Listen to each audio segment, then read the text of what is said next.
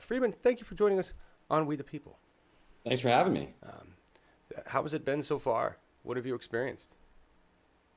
I'm not taking the normal path, so it's been amazing so far, but I'm not fundraising. And people can give me money to the campaign, but I don't think I'm going to need much money to win.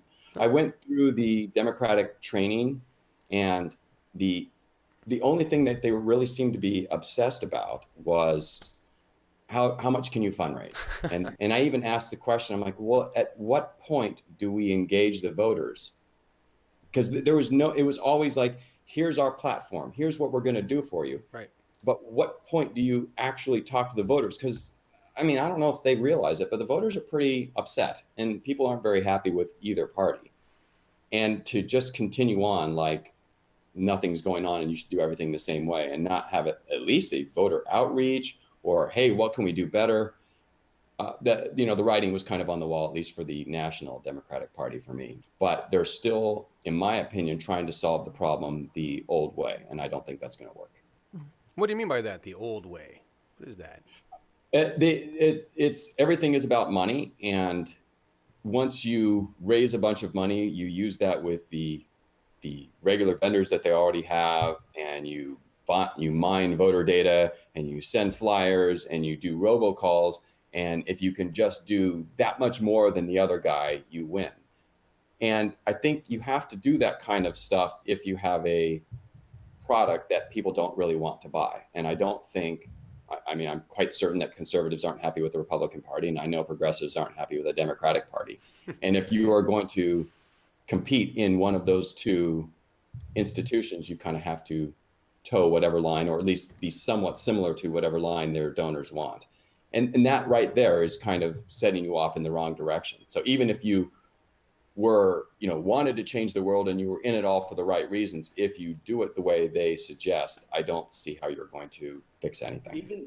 Even the campaign guide, and I even looked something up online, is like how to run for office for dummies type of thing. And Right.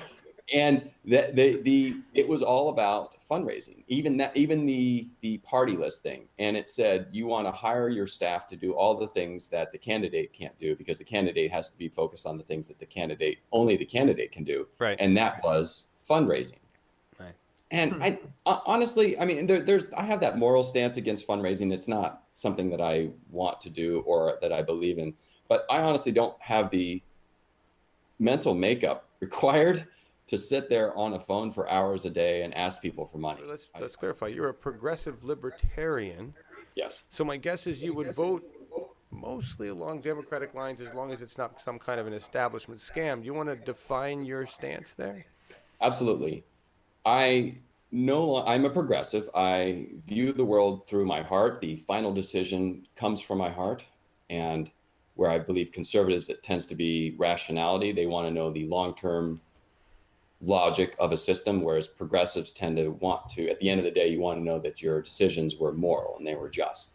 So I'm still progressive in that regard, but progressives tend not to trust capitalism, so they go to government. But I don't trust the greed of capitalism, but I no longer trust the corruption of government. So that's why I kind of go with the libertarian route. With regards to how I would vote, I can't say that I would vote for the Democrats, but I'm not like a lot of libertarians. They want to just vote out government policies because they don't believe in government. And I don't think that's a responsible thing to do unless you have a landing point. Right. And the most classic example is single payer. And this is something that progressives are all in favor of. I generally was in favor of it a while back. I now no longer like it, Oh, but I would be willing to sign it because I think it's better than what we have. And I think that would be the responsible thing. I have too many friends that don't have decent health coverage.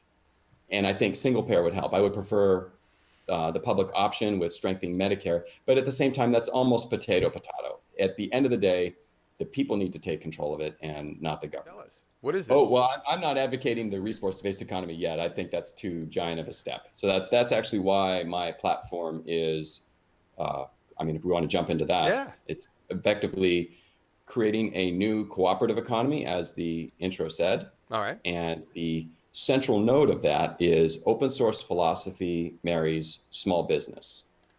And when you have a group of open sourced businesses, they form what I'm calling a cooperative economy. And just by the fact that they're operating out in full view of the public means that they are applicable to social pressure. And when you have that social pressure, you no longer need laws to keep you in line. So, as an example, I like to throw this one out. If you wanted to, say, pay a certain segment of the population less than another segment of the population for doing the same job, good luck being able to do it in a cooperative economy because the financial transactions are all out in public display. You wouldn't be able to do that because no one would want to buy your product if you're openly being discriminatory in your pay. Interesting. So everybody would know what everybody gets paid. Is that what you're? Yeah, and in that it's funny. I mean, I use that as an example, but that's actually one small fraction of it. But yes, Okay. you would see everyone's salary, and you would see every payment that your company makes, and every payment that your company receives. Interesting. And I don't think that the future is going to be large multinational companies doing things like this because in like a lot of people when I talk about the cooperative economy, they're trying to fit it into how it works in capitalism, and it's going to be a completely different mindset. It will be much more like I like to say this because it's fun. It'll be much more like a large number of micro dictatorships, whereas people or a small group of people can run their open source cooperative, their business the way they want, and as long as they adhere to the open source standards, then they are directly contributing to humanity in addition to making money for their own business. Sounds like a midway between like Star Trek Federation type government. Well, well, you mentioned the resource-based economy. Yeah. That is Star Trek, and Huh. I mean, they obviously have a little more technology, and they can just create food out of thin air. But the same concepts actually can apply, and that is that they are no longer. And I think I'm geeking out, but Picard even had an episode where he talks about, or maybe it's a movie where he talks about that they no longer pursue money; they are Right. pursuing what they want in life. And my platform is a step in a direction where that will allow us to decide if we want to go further in that direction. So in my campaign platform, I'm talking about I want to implement the open source economy in food, news, and health. Okay. And just those three things aren't going to replace capitalism. But if we are, say, independent of Monsanto for our food supply, and that is our entire population is independent in their food supply, that's not something that the large food distributors or Monsanto are going to be happy with.